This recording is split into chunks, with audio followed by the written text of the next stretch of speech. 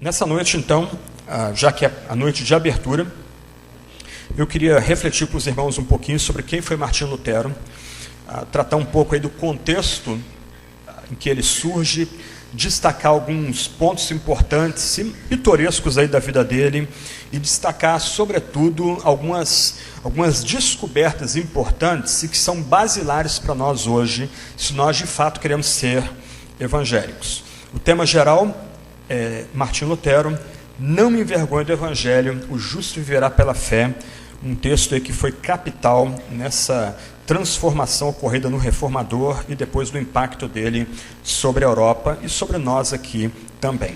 Então, num primeiro momento, eu queria destacar um pouquinho para vocês aí o contexto da Europa às vésperas da Reforma.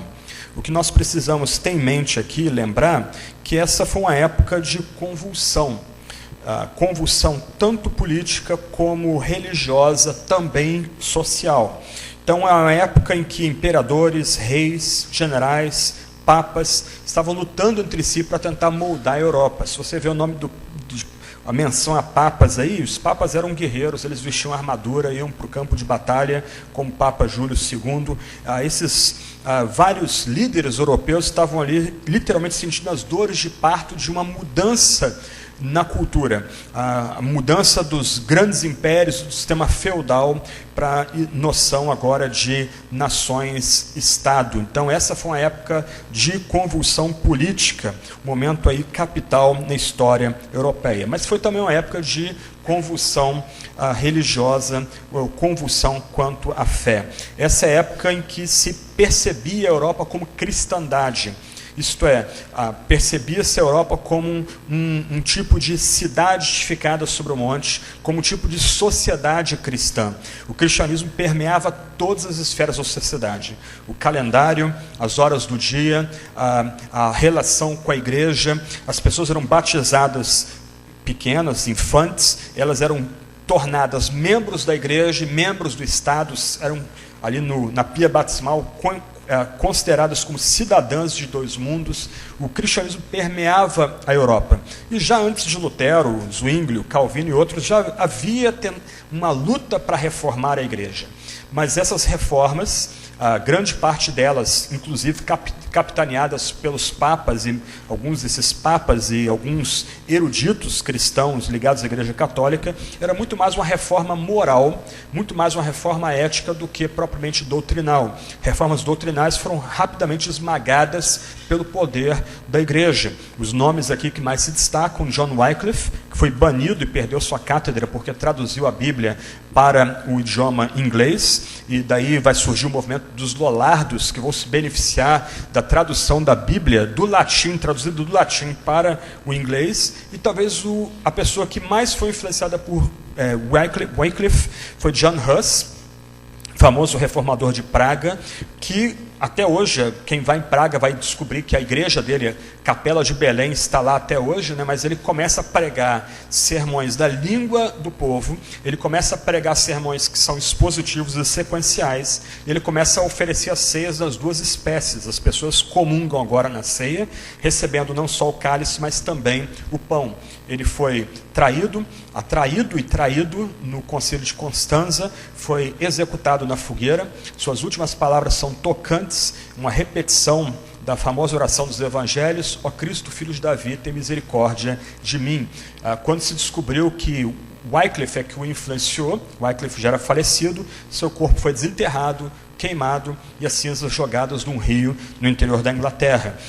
Savonarola, em Florença, ele tinha uma pregação mais focada nos pecados daquela cidade, desagradou os líderes da cidade, também foi queimado na fogueira. Então, a igreja tentando se manter, ao mesmo tempo que há convulsões na esfera política, convulsões também no campo religioso, a igreja tentando lutar para preservar sua herança nesse tempo de convulsão. Também foi uma época de genialidade.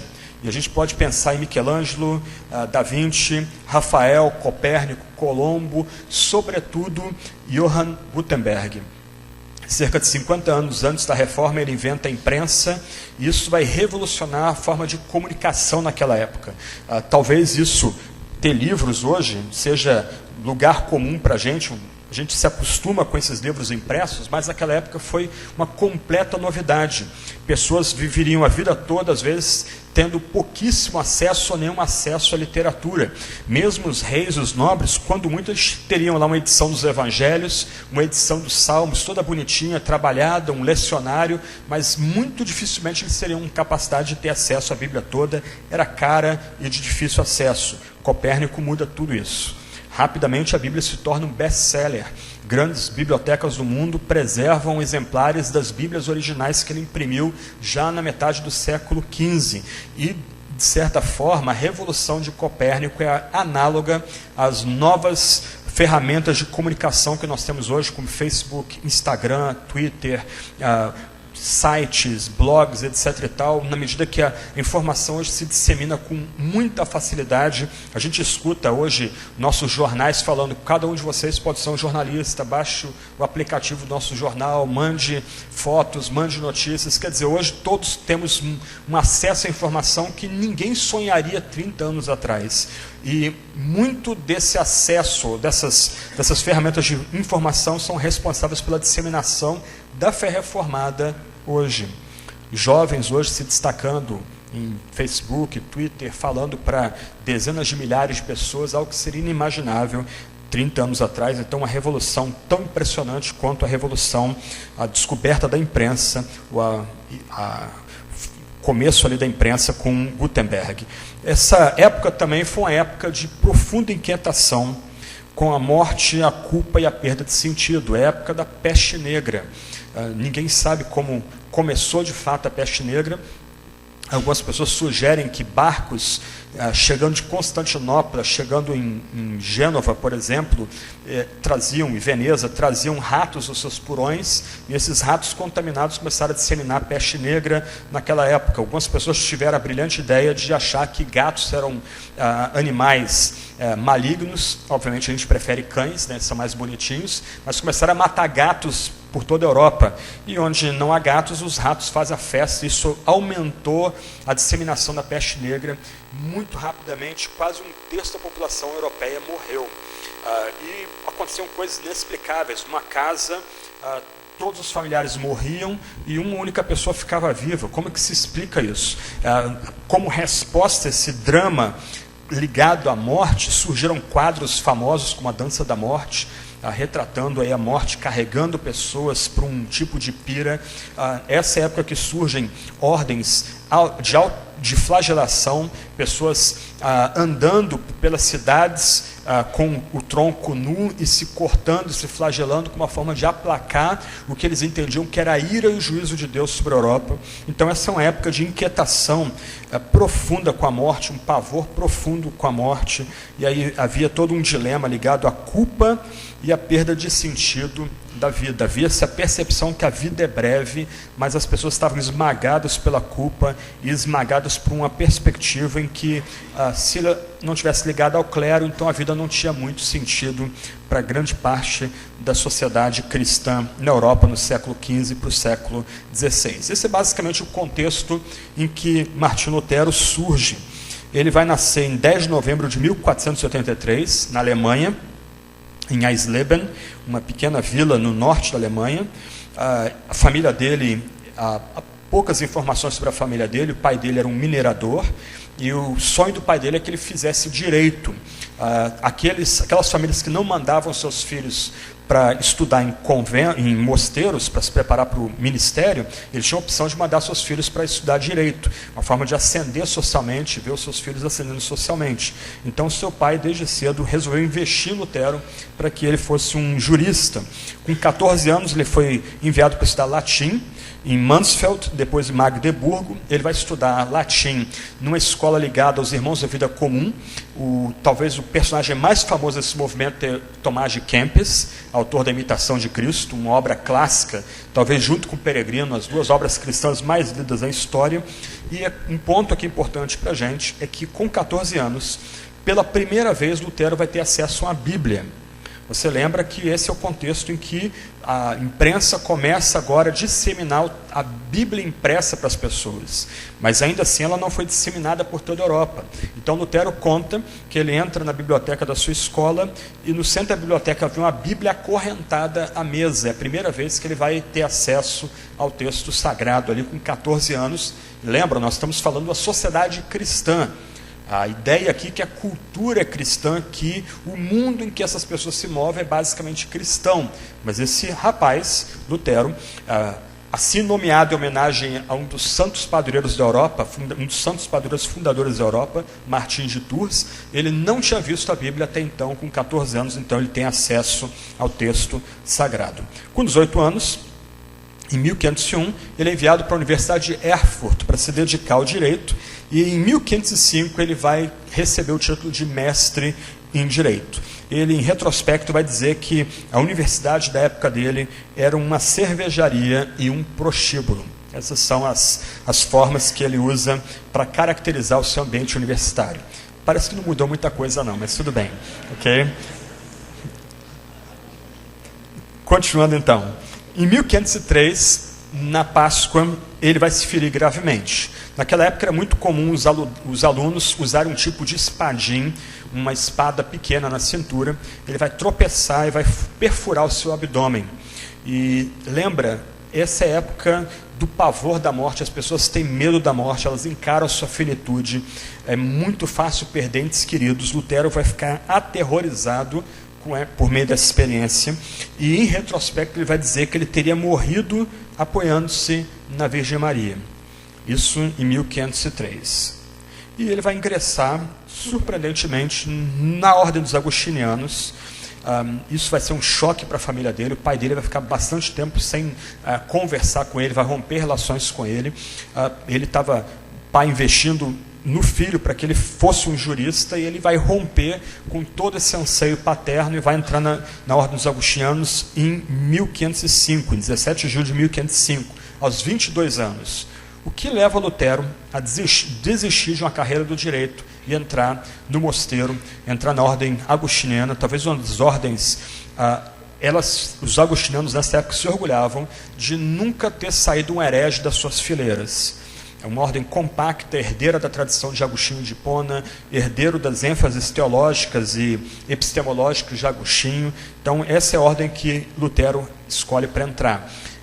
Ele conta que ele, na época da faculdade ainda de Direito, ele está caminhando pela floresta, indo na direção da casa dos pais dele, e ele fica no meio da tempestade de raios e trovões. Não sei quem já ficou num descampado no meio de uma tempestade dessa, é terrível. Você vê os raios riscando os céus, alguns raios caindo em árvores e torrando aquela árvore, e ele fica no meio dessa tempestade, ele se joga ao chão, e ele clama para que Santa Ana, provavelmente uma padroeira dos mineiros da época, o salve. Então é muito interessante que quem leva Lutero para a Ordem dos Agostinianos é Santa Ana. Ele se salva invocando aquela santa, a sua padroeira. E por causa dessa experiência de tempestade, e por causa, mais uma vez, desse terror da morte, esse medo do desconhecido da morte, ele ingressa na Ordem dos Agostinianos. A grande questão para ele, como ele mesmo diz, é: como serei salvo? Eu me dizia continuamente: se pudesse ser verdadeiramente piedoso, satisfazer a Deus, merecer a graça, eis os pensamentos que me lançaram no convento. Em outras palavras, nós temos esse jovem aqui, ele já demonstrava sinais de brilhantismo na faculdade, uma pessoa estudiosa, interessada em aprender um pouco mais aí, além do que ele tinha recebido dentro de casa, mas o grande drama, o grande problema interno de Lutero era reconciliar-se com Deus. Como ele, sendo pecador, pode ser aceito por um Deus que é completamente santo. Para tornar a situação um pouco pior, já a partir do século XIV, o que vigorava nas universidades europeias, no campo da teologia, eram as noções de salvação que vinham de um teólogo chamado Gabriel Biel. A ideia dele, básica, em resumo, é que Deus não vai negar sua graça àquele fiel que fizer o seu melhor. vulgarmente colocando, o que imperava na faculdade de teologia, nas faculdades de teologia dessa época, é mais ou menos a noção popular que nós temos até mesmo em nossas igrejas: Deus faz a sua parte, você faz a sua parte, ou vice-versa. Você faça a sua parte, Deus não vai negar a fazer a parte dele. Essas eram as ideias que se disseminavam naquele ambiente. Mas Lutero, cedo, entendeu que havia um problema sério por trás dessas noções de, se nós fizermos o que nos cabe, Deus vai derramar sua graça sobre a gente. A questão para Lutero, de fundo, era: sendo nós pecadores, como de fato a gente pode fazer o nosso melhor para Deus? Como foi dito aqui pelo nosso dirigente de música, até mesmo nossas melhores intenções, até mesmo nós, cheios de boas intenções, almejando a glória de Deus, nós estamos cometendo pecado. Como é que a gente pode agradar a Deus nessas condições? Como é que a gente pode ter segurança em Deus, sendo que nós somos pecado da raiz do cabelo até a planta dos pés? Nós, sem Deus, ainda estamos em Adão, lá no Éden, malditos, excluídos da árvore do conhecimento do bem e do mal, excluídos da árvore da vida, banidos daquele santo jardim. Como é que a gente pode de fato agradar a Deus? Então, Lutero, quando ele entra nessa peregrinação no mosteiro, o que ele vai descobrir é que as melhores obras que ele tenta fazer para Deus não são suficientes para dar paz para ele, para aplacar a sua consciência. Ele vai ser ordenado em 1507 e ele vai dizer o seguinte: eu guardei a regra da minha ordem tão estritamente que posso dizer que se algum monge fosse ao céu pelo monasticismo, seria eu. Se eu tivesse continuado por mais tempo, teria me matado com vigílias, orações, leituras e outros trabalhos. Ele sabia que era pecador. E, usando aí o universo conceitual teológico em que ele foi nutrido, ele entendia que a forma de tentar agradar a Deus era rebentando o seu próprio corpo, tentando esmurrar e esmagar o seu próprio corpo. Então ele se gastava em muitos trabalhos. Algumas vezes, e norte da Alemanha no inverno é muito frio, ele dormia seminu no chão da cela dele, do mosteiro onde ele vivia, uma forma de esmagar o corpo dele, de tentar destruir a carne, para de alguma forma aproveitar algo para que a carne não seja empecilho para o espírito. A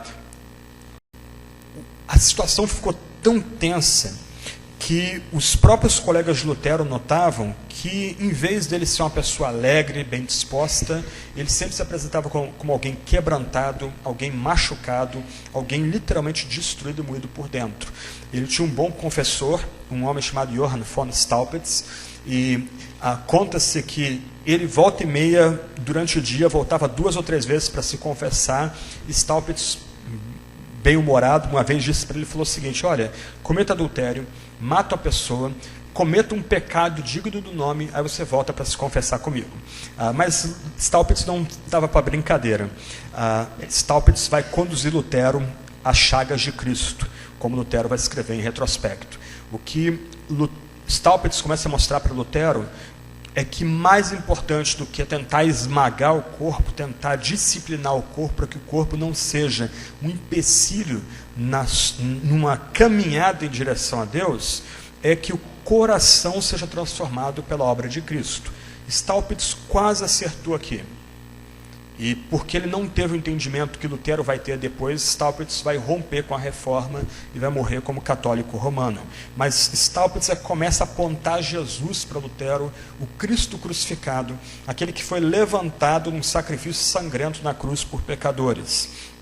Então, em 1508, no meio dessas lutas que Lutero está travando, Staupitz, que não só era o superior de Lutero na ordem dos agostinianos, mas o deão de uma universidade em Wittenberg, ele entende que uma boa forma de Lutero tirar o foco de si mesmo e colocar o foco em Cristo é Lutero estudar a Bíblia.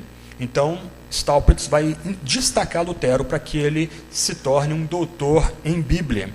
E é muito interessante a percepção de Staupitz nesse momento. Ele vai dizer o seguinte: tudo deixa entrever, isso em 1508, que dentro em pouco nosso Senhor terá muito trabalho no céu e na terra.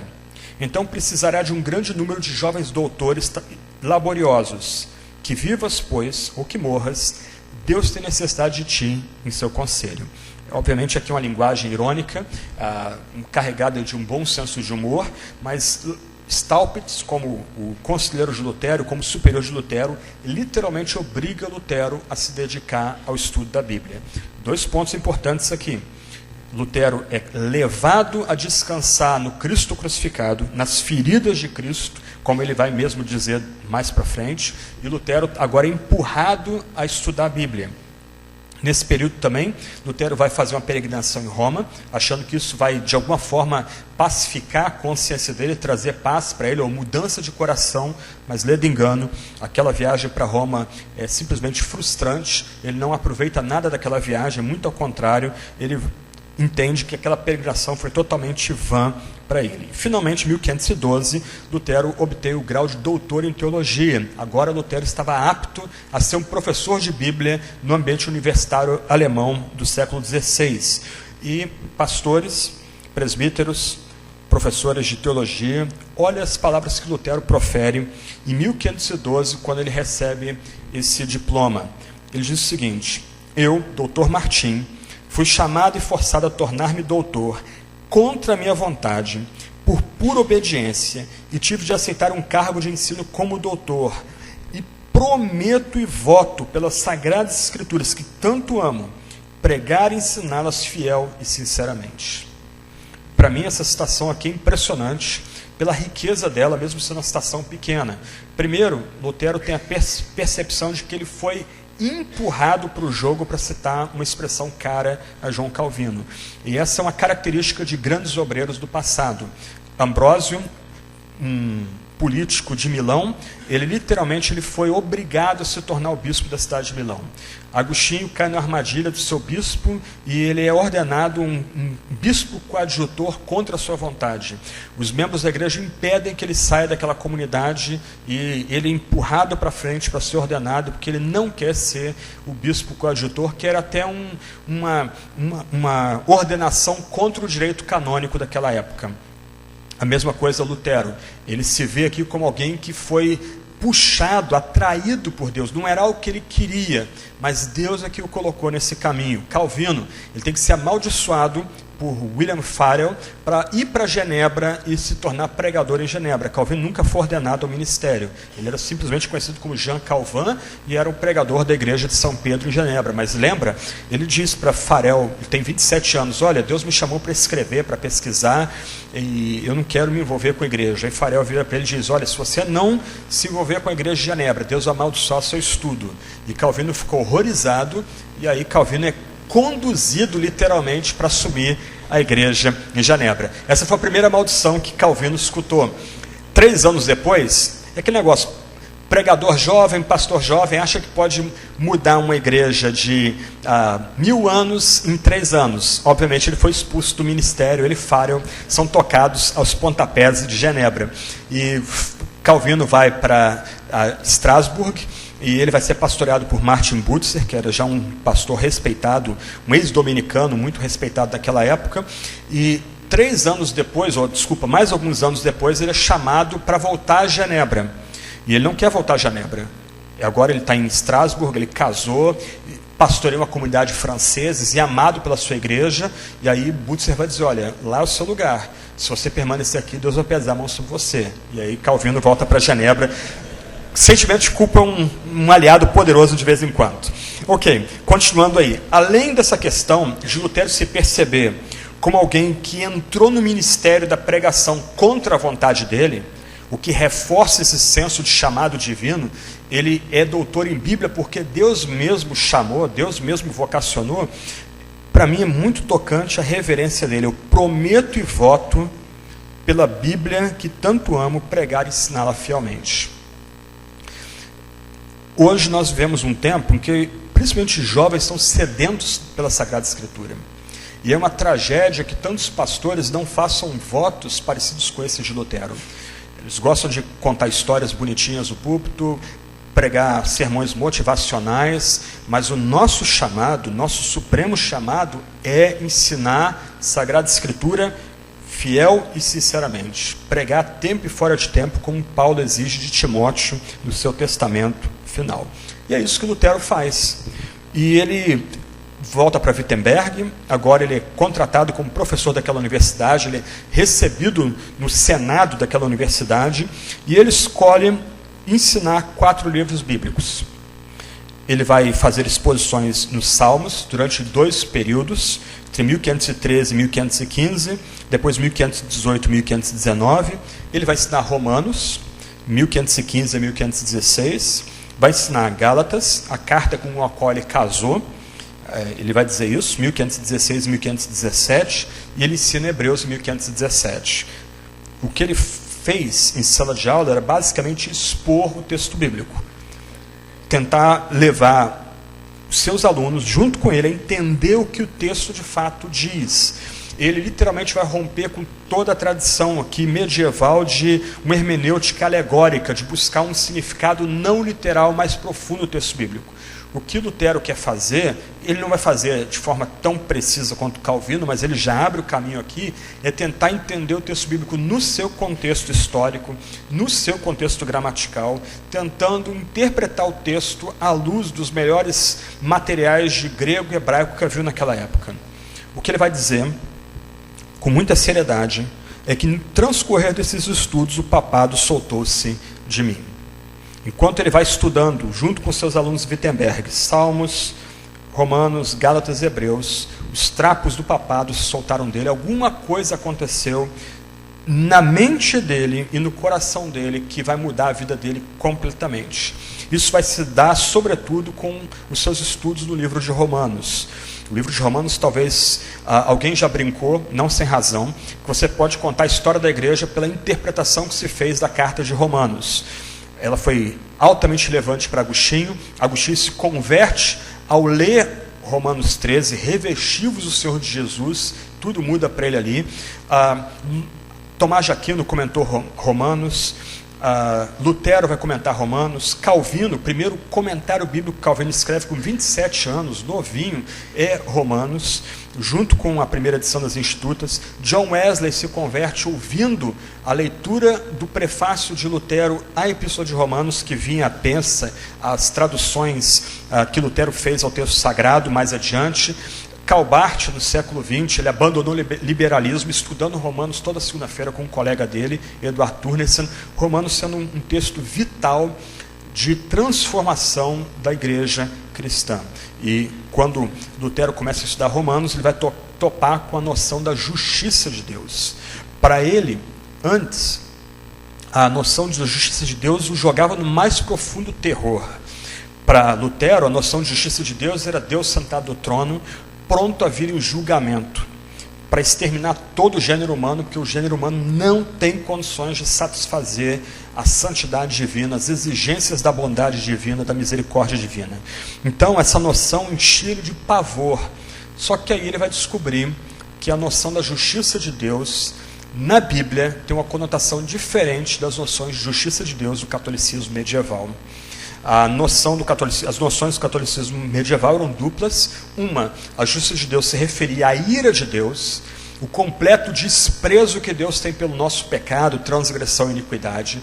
Mas, do outro lado, quando positivamente enfocada, a justiça de Deus daria a noção de que nós somos aceitos por Deus quando nós começamos a fazer atos de justiça. Nós caminhamos numa peregrinação de buscar a justiça. Mas nenhuma das duas ideias satisfaz o coração do ser humano. Irmãos e irmãs, por mais que a gente tente fazer coisas boas, será que em todo o tempo nós fazemos só coisas boas, só atos de justiça? Não. Mesmo nos nossos melhores atos de justiça, eles estão maculados pelo pecado. Se eles estão maculados pelo pecado, eles já não têm mais serventia nenhuma para Deus, eles já são rejeitados por Deus. Mais uma vez, como um Deus que é completamente puro, santo, reto, um Deus que não suporta o mal, para lembrar do profeta Abacuque, pode entrar em uma relação de amizade com homens e mulheres totalmente pecadores, cheios de transgressão e iniquidade. Ou muda Deus, ou muda o homem. Deus não muda, ele é imutável, ele não pode mentir. Como o homem muda? É impossível. Algo tem que acontecer entre Deus e o homem para que o homem, o gênero humano, homens e mulheres caídos em pecado, venham a ser recebidos por Deus. E é isso que Lutero entende. Estudando Romanos e Gálatas, ele vai entender que Deus fez tudo pela gente na cruz de Cristo. O que Jesus fez em sua vida, uma vida de perfeita obediência, é o fundamento do que ele faz na cruz. O justo morrendo pelos injustos, o nosso pecado sendo colocado sobre Cristo. E Lutero diz que isso é uma troca injusta, iníqua, quando nós cremos somente em Jesus, a perfeita justiça dele é colocada sobre nós. Em outras palavras, Lutero começa a descobrir, nesses estudos na Bíblia, nesses 4 livros bíblicos, que Deus declara justo pecadores por causa de Jesus, recebido pela fé somente. Não sei se vocês conseguem captar o significado disso. Deixa eu tornar a coisa um pouco mais explícita aqui. Lutero entendeu, seguindo o texto bíblico, especialmente Salmos, Gálatas, Romanos, Gálatas e Hebreus, que a fé não é obra que nós façamos na presença de Deus. A fé é autodenúncia. A fé é o reconhecimento que a gente não tem bem nenhum. A fé é o reconhecimento que nós somos pecadores e tudo que nós precisamos está fora de nós. A justiça de Deus está fora de nós. Como meu professor de teologia dizia para a gente muito tempo atrás, a fé é estender mãos vazias para Deus. E aí não há mérito na fé. A fé não é obra meritória. Não há mãos vazias para a gente. Não há mérito em estender mãos vazias para receber um remédio. Não há mérito em estender mãos vazias para receber uma manta numa madrugada fria na rua. O mérito está em quem dá. O mérito está em quem reparte, não em quem recebe. Quando o crente, desnudado, ele olha para Cristo crucificado, o Cristo sangrando na cruz, estende suas mãos vazias em direção a Cristo, confiando nele somente. Presta atenção, esse crente não se torna justo. Esse crente agora é declarado justo. A obediência de Cristo é colocada sobre esse crente. Está me acompanhando? O que significa aí é que se você crê em Cristo somente, se você descansa em Cristo somente, você é contado agora como um homem ou como uma mulher completamente justo, completamente reto, completamente santo. Isso não é dado progressivamente, é dado como um ato divino, um ato da graça imerecido, do favor imerecido de Deus, e é colocado sobre todo aquele que crê. Aqui não entra em questão o tamanho da fé. Nós temos esses clichês, abundam em nosso meio, né? Muita fé, muito poder, pouca fé, pouco poder, esse tipo de coisa. Não importa o tamanho da fé, importa que a fé seja colocada em Cristo, que ela descanse em Cristo, e essa perfeita justiça agora é colocada sobre aquele que crê. Nem sempre calvinistas foram mal-humorados. Na época da Reforma, havia muitos calvinistas que usavam caricaturas como arma de debate teológico. Então, tem uma caricatura francesa do século XVI, que eu acho bem legal. Tem um homem morrendo no leito de morte. Aquele quarto ali é retratado de forma bem lúgubre, bem tenebrecida. E há um padre do lado daquele homem para lhe dar extrema-unção, o último sacramento, e o padre bate na mão daquele homem e diz: talvez haja segurança, talvez haja segurança. Isso é a teologia católica da Idade Média. O fiel podia fazer as obras que fossem, mas ele nunca teria segurança de que ele foi de fato aceito por Deus. Agora Lutero descobre, lutando com o texto bíblico, lutando com as línguas originais e com a cultura do mundo bíblico, que Deus tem prazer em dar um novo status a todo aquele que crê em Cristo somente. Aquele que crê em Cristo somente agora é declarado justo, reto e santo. Todos os seus pecados foram perdoados em Cristo, mesmo os do futuro. Alguém vai dizer então: puxa, por que a gente se arrepende? Nós lutamos hoje, nos convertendo dia a dia, nos arrependemos dia a dia, como resposta grata a tamanha graça dada na cruz. Mas o nosso pecado agora, como cristãos, não aumenta nem diminui o amor de Deus pela gente. E esse amor foi revelado do madeiro. E aquele que crê tem a graça e a justiça e a santidade de Cristo colocados sobre si. E essa pessoa agora é contada como homem e mulher completamente reto, e por isso ele tem segurança. No ambiente em que era tão fácil morrer, a morte era tão próxima, agora é oferecido dos púlpitos e cátedras, a partir do não da tradição, de que Deus dá segurança ao fiel. Aquele que crê somente Ele não precisa viver agora numa paranoia, num medo. É o crente Margarida. Deus me ama, Deus me ama, Deus me ama, Deus me ama. E aí? Não, agora essa pessoa, se ela crê somente, se ela confia em Cristo crucificado somente, ela já é contada como homem e mulher completamente justo e santo. Por isso que Paulo, por exemplo, fala em algumas epístolas, escreve aos santos da igreja tal, indicativo. Aquela pessoa já é vista como um homem ou mulher completamente santa, não pelas suas obras ou méritos, mas por causa da justiça de Cristo, da obediência perfeita de Cristo, que é colocada sobre ela, recebida pela fé somente. Nessas lutas para tentar entender esse ensino bíblico tão rico, tão precioso, Lutero vai ter a sua experiência da torre, e ele vai escrever 2 anos antes da morte dele, um texto autobiográfico. Ele diz o seguinte: noite e dia eu ponderei, até que vi a conexão entre a justiça de Deus e a afirmação de que o justo viverá pela fé. Então eu compreendi que a justiça de Deus era aquela pela qual, pela graça e pura misericórdia, Deus nos justifica através da fé. Com base nisso, eu senti estar renascido e ter passado através de portas abertas para dentro do paraíso. Toda a Escritura teve um novo significado. E se antes a justiça me enchia de ódio, agora ela se tornou para mim inexprimivelmente doce e um maior amor. Essa passagem de Paulo, Romanos 1, 16 e 17, se tornou para mim um portão para o céu. Isso quer dizer que Lutero não parou de pecar? Isso quer dizer que Lutero não vai ter lutas com os demônios? Muito ao contrário, eu vou tratar disso no final. Lutero era um homem cheio de falhas, seus erros eram muito evidentes, boca suja, falastrão, mas ele agora entendia que por causa de Cristo, ele ganhou um novo status. Santo, reto e justo. Isso lhe foi dado como um ato, não mais como um processo. E ele recebe essas bênçãos pela fé somente. Talvez o que eu esteja dizendo seja novidade para muitos de vocês aqui.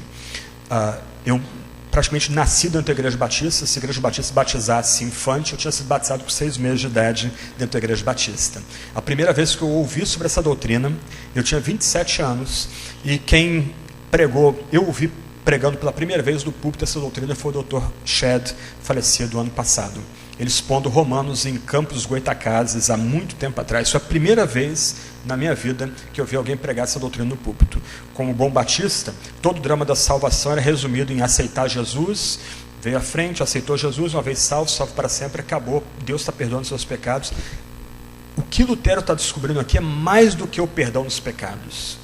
Ele inclui o perdão dos pecados, mas ele destaca que todos os nossos pecados foram apagados em Jesus. E mais do que isso, positivamente, a justiça de Cristo é colocada sobre aquele que crê. E aquele que crê agora é contado como um homem, uma mulher completamente justo e reto. Nós temos os nossos dramas, nosso meio. Espero que aqui não tenha, né, aqueles cultos da fogueira, o pessoal notava pecado, queimava pecado, aquela noção de quase de autoflagelação que nós tínhamos, a autodepreciação, isso ainda é muito forte no nosso meio. Vocês leem o Novo Testamento? Você vê esse tipo de drama entre os santos no Novo Testamento? Eu pequei, Deus me ama, não, Deus deixou de me amar agora. Você não vê isso no Novo Testamento. O que você vê no Novo Testamento, em Paulo sobretudo, mas em outros apóstolos, é o que um escritor chamou de a consciência robusta. Essas pessoas sabem que Deus agora nos vê por meio de Jesus Cristo. Jesus é que recebeu no Calvário a ira que deveria ser derramada sobre a gente. E como Cristo é Deus homem, a ira de Deus foi completamente esgotada naquele lugar maldito, naquela Gólgota maldito. E agora, a beleza de Jesus, a santidade de Jesus é colocada sobre aquele que crê, e Deus nos vê por meio de Jesus. E nós, quando nos vemos Cristo formado em nós. Com isso, todo o nosso drama de autoestima, tudo isso simplesmente vai embora. Nós agora somos homens e mulheres justificados, reconciliados expiados, propiciados, reconciliados, redimidos. Nossa autoimagem agora é determinada por quem Jesus é, verdadeiro Deus, verdadeiro homem, o eterno Filho de Deus, luz de luz, Deus de Deus. E a obediência dele é colocada sobre nossa conta, e nós agora em Jesus somos já considerados homens e mulheres completamente santos, justos e retos. Foi isso que Lutero descobriu. Essa que é a grande revolução copérnica de Lutero no século XVI. Não é briga quanto a missa, velas, incenso, parâmetro ou roupas, mas a questão central para Lutero é que na Sagrada Escritura nós descobrimos uma palavra de salvação que dá segurança a homens e mulheres, mesmo no mundo como nós estamos vivendo aqui no Brasil. Turbulência política, social, econômica, incertezas, nos é dado segurança pelo que Cristo fez por nós, e nós o recebemos quando cremos nele somente.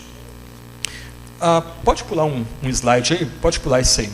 Vamos avançar um pouquinho aí. Então, através do estudo das Escrituras, Lutero começa a pregar essa fé recém-descoberta para sua congregação em Wittenberg. Eu citei há pouco aí no nosso livro aqui o Sermão das Duas Espécies de Justiça. Talvez seja o primeiro sermão em que Lutero começa a notar na Bíblia um duplo padrão de justiça. De um lado, a justiça de Deus começa a mudar o coração da gente, mas do outro lado, a justiça de Deus cobre a gente como um ato divino, um ato que ocorre uma única vez, e nós agora somos reputados como justos em Cristo. Mas o fato é que ele começa a pregar isso na sua comunidade, e ele começa a tentar mostrar para a sua comunidade que culpa não é removida pela prática religiosa, mas é removido por Deus revelado em Cristo como dado da Sagrada Escritura. É Deus como revelado em Cristo que tem o poder de dar paz para a gente, de remover a culpa da gente. E ele começa a pregar isso para a congregação dele, só que isso coincide com um momento chave também da história europeia. Você lembra que a Igreja Católica está tentando se definir nesse novo contexto de rupturas políticas e sociais, de contestação. E quem vai hoje em Roma e fica encantado com a Catedral de São Pedro, a maior igreja de todos os ramos do cristianismo, a gente tem que lembrar que essa igreja foi construída com dinheiro recolhido por indulgências vendidas na Alemanha e no norte da Itália. Exatamente, esse é o ponto aí. Aquela igreja grandona, aquele templo grandão, ele chegou à existência por conta dessas indulgências, e essas indulgências começam a ser vendidas na Alemanha por um homem chamado Johann Tetzel. Ele é o representante do Papa Leão X. E ele estava vendendo essas indulgências. O que eram indulgências? Indulgências eram um tipo de carta simples, assinada por um bispo ou por um cardeal, mesmo pelo Papa, que aquele que pagava essa carta tinha assegurado perdão de pecados, ou de parentes já falecidos, ou de si próprios. Então, esse homem, Tetzel, é um orador muito famoso daquela época, ele começa a vender essas fórmulas de perdão pela Alemanha. E eu coloco aí um trecho de um sermão dele, ele diz o seguinte: não vale a pena atormentar-te, podes resgatar teus pecados com dinheiro, pagando, podes escapar dos sofrimentos do purgatório e aliviar os dos outros. E havia uma musiquinha que era cantarolado enquanto as pessoas iam trazendo dinheiro, jogando dinheiro dentro do cofrinho para receber essas indulgências. A música diz mais ou menos o seguinte: na hora em que a moeda no cofre cai, uma alma do purgatório para o céu vai. Essa era a musiquinha que era cantada naquela época ali pelos monges que acompanhavam Tetzel. Obviamente isso vai chocar profundamente Lutero.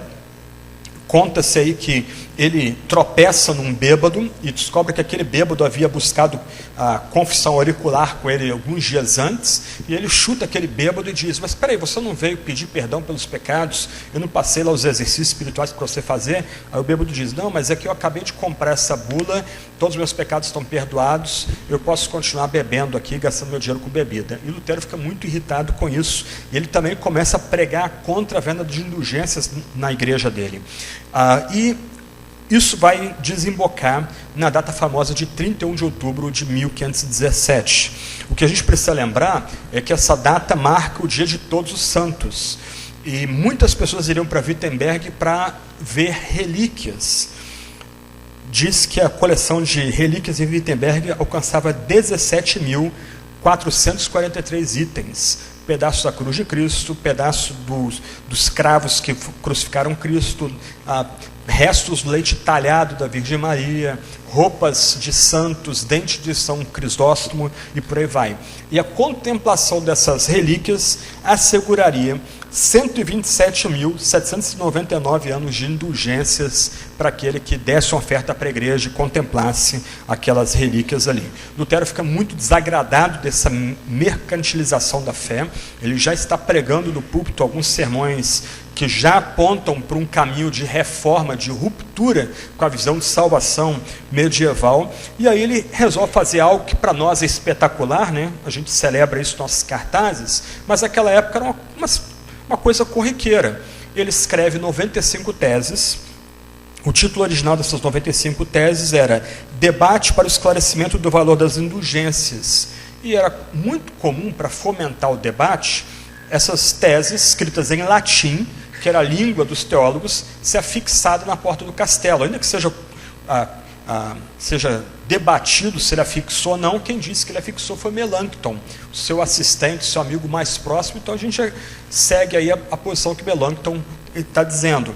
Então ele afixa aquelas cartas. No famoso filme Preto e Branco, que é muito bom, que tem Jaroslav Pelikan como seu consultor teológico, ele faz isso à noite. Algumas pessoas estão ali sentadas, olham aquele frade pregando ali aquelas teses à porta do castelo.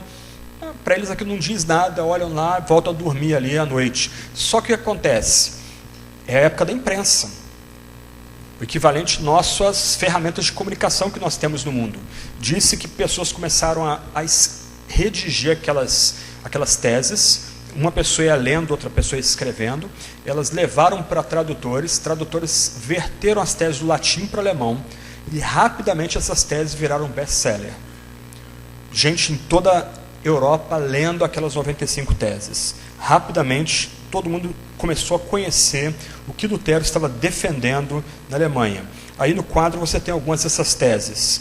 A primeira tese, a mais famosa, diz o seguinte: ao dizer fazer penitência, e aqui é o problema da tradução. Lutero está seguindo a tradução latina, mas lembra que a tradução do grego diz convertei-vos. Então, ao dizer fazer penitência ou convertei-vos, olha que interessante aí. Nosso Senhor e Mestre Jesus Cristo quis que toda a vida dos fiéis fosse de penitência ou de conversão. Primeira tese, o cristão é chamado para uma vida de quebrantamento diário, de conversão diária. Outra tese, qualquer cristão verdadeiramente arrependido tem direito à remissão plena de pena e culpa, mesmo sem carta de indulgência.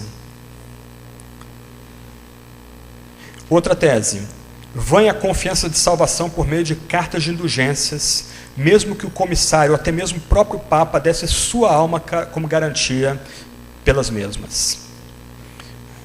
Uma tese escandalosa, Erasmo de Roterdã dizia o seguinte, que acordar um monge toca na barriga e no bolso dele. Então uma tese dele, de Lutero, bem escandalosa, era o seguinte: se o Papa, que é mais rico do que o Crasso de Roma Antiga, tivesse piedade dos fiéis, ele doaria todo o seu dinheiro para comprar indulgência para todos os fiéis e assegurar perdão para eles. Dizer que essa tese irritou profundamente aí os legados aí do Papa. E a última tese que eu quero ler, que eu gosto mais dela, diz assim: o verdadeiro tesouro da igreja é o santíssimo evangelho da glória e da graça de Deus.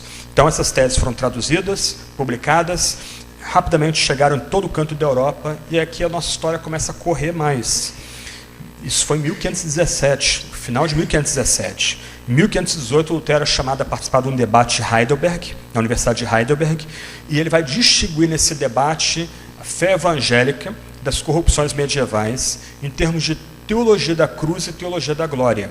A teologia da glória é a tentativa nossa de chegar a Deus criando escadas, como na Torre de Babel. A gente tenta chegar a Deus pela via do misticismo, do legalismo, da especulação. O final dessas escadas é confusão, como na Torre de Babel. Só que há uma outra escada em Gênesis.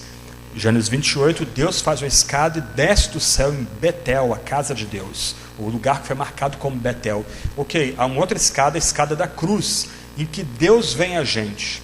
E ele encontra a gente no Antigo Testamento no propiciatório e no Novo Testamento na cruz maldita do Gólgota em Jesus Cristo. Alguns eruditos, como Alistair McGrath, vão sugerir que é justamente o debate de Heidelberg a mais importante contribuição de Lutero à fé cristã. Eu entendo que Jonas vai desenvolver esse ponto na palestra dele. Em 1520, ele vai escrever 3 obras que são capitais aí no programa da Reforma: A Nobreza Cristã na Nação Alemã, que é contra a hierarquia romana; do cativeiro babilônico da igreja, que é um ataque frontal à visão sacramental da igreja católica. Lembra que na igreja católica o templo é o lugar onde a graça é mediada. A pessoa precisa buscar graça dentro do templo, dentro do redil da igreja. Lutero vai dizer que de jeito nenhum, a graça vem a nós mediada pela palavra. Onde a palavra é ensinada e pregada, ali a graça vai ser de fato oferecida. E, finalmente, sobre a liberdade cristã, que é uma afirmação da doutrina do sacerdote de todos os crentes. Isto é, somos todos reis e sacerdotes. Nós não precisamos da mediação da igreja e dos párocos. Nós temos livre acesso todos juntos a Cristo. Mas presta atenção, nós somos sacerdotes uns dos outros e juntos nós somos sacerdotes para o mundo. Nós, por assim dizer, oramos pelo mundo, nós intercedemos pelo mundo diante de Deus e de seu Filho Salvador. Em 1520, ele vai ter os seus livros queimados. E em resposta, ele, junto com os seminaristas, bem típico, ele manda trazer os livros de direito penal, ou direito católico, canônico, da igreja católica, traz para o pátio lá do mosteiro dele, acende a fogueira, toca fogo nos livros de direito canônico e pega a bula do Papa que ameaçava ele de excomunhão e joga aquela bula na fogueira. Em 1521, nota que é bem rápido, aí 1518, 1520, aí 1521, ele vai ser convocado a Worms para o encontro, que era chamado de dieta, do imperador e todos os governadores do Sacro Império Romano Germânico. Ele é intimado aí a Worms para dar conta dos seus ensinos. Eu mencionei de passagem Jan Hus, parecida 100 anos antes. Hus é levado ao Concílio de Constanza, lhe é dado salvo-conduto para ir ao Concílio de Constanza. Quando chega no Concílio de Constanza, ele é traído, o salvo-conduto é anulado e ele é queimado na fogueira. Lutero vai a si mesmo, e é interessante que quando ele chega em Worms, ele recebe ele tem uma recepção de herói da fé. Ele andando a cavalo, pessoas aplaudindo, gritando o nome dele. Aqui já é um pouco de um surgimento dessa noção de nacionalismo. Os alemães começam a ver que eles estão sendo espoliados para construir a catedral em Roma, e eles veem Lutero como um defensor agora da Alemanha, e ele é recebido ali em Worms como herói, mas ele tem que dar conta do seu ensino diante da dieta. E os livros dele são colocados na mesa, os vários livros dele, e é simplesmente exigido que ele renuncie tudo que ele escreveu, e aí ele pode voltar para o mosteiro dele e vai ter lá o seu silêncio obsequioso, e ele vai ficar vivo. E ele, de forma muito temente a Deus, ele pede um tempo para pensar. Ele leva os seus livros para o seu quarto, onde ele está hospedado, revê aqueles vários livros, e ele acaba voltando depois, no dia seguinte, e diante da dieta. No filme de Lutero é bem legal a imagem, o enquadramento mostra ele de cima, sozinho, diante dos reis e príncipes ali reunidos, e ele vai dar uma resposta que vai se tornar clássica. O dia aí é 18 de maio de 1521. Ele vai dizer o seguinte: já que me pede uma resposta simples, darei uma que não deixa margem a dúvidas. Presta atenção.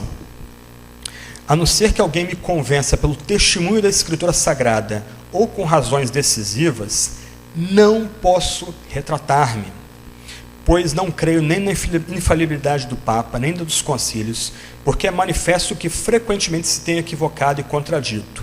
Fui vencido pelos argumentos bíblicos que acabo de citar, e minha consciência está presa na palavra de Deus. Não posso, não quero revogar, porque é perigoso, e não é certo agir contra a sua própria consciência.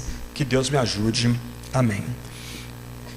Esse ato de desafio de um homem diante do maior imperador da época, diante dos príncipes e nobres da Alemanha, é que marca um novo momento na história europeia. É esse momento aí que vai marcar uma ruptura que chega até nós hoje, a ruptura entre a tradição católica e a tradição protestante. As pessoas ali, para citar o texto bíblico, respiram morte contra Lutero.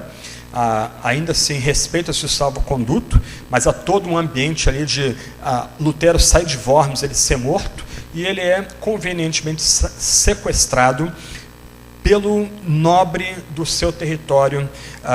João da Saxônia, vai salvá-lo, Frederico vai salvá-lo ali, forjando um sequestro. Ele é mandado para um castelo, Wartburgo, deixa a barba crescer, fica lá 3 meses naquele castelo, ele vai ser literalmente acossado pelos demônios daquele castelo. Quem vai hoje vê uma marca de tinta que é sempre retocada ali, onde ele joga um tinteiro, porque ele tem a percepção que o Satanás, os demônios estão tentando ele, então ele joga o tinteiro ali naquele lugar ali, fica a marca de tinta ali. Mas por que ele tem essas lutas com o demônio ali naquele lugar? Porque ele começa a traduzir o texto sagrado para o idioma alemão. Então, em 3 meses, ele traduz todo o Novo Testamento do grego para o alemão.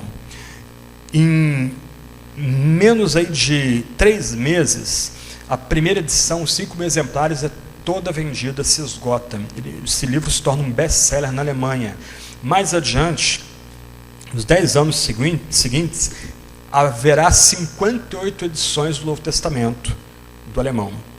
Mais adiante, ele vai reunir alguns amigos. Lutero não era um expert em hebraico, então ele tem que reunir alguns amigos, inclusive Melanchthon, Justus Jonas e outros. Eles vão traduzir o Antigo Testamento para o alemão também.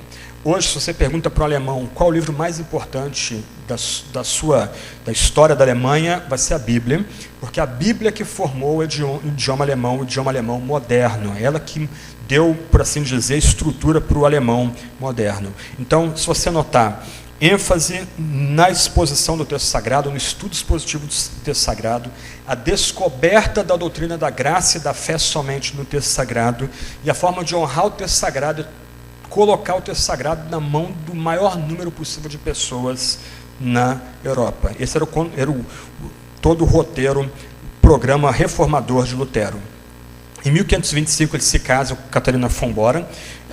Toda a história é muito tocante, tem seus pontos irônicos, porque ele não queria casar, ele era apaixonado por ele queria que ela casasse com um colega seu, ela não casa, e insiste em casar com Lutero, ele casa com ela, e eles vão ter 6 filhos, criaram 4 órfãos, e ele vai dizer o seguinte: o casamento é uma escola muito melhor para o caráter do que qualquer monastério.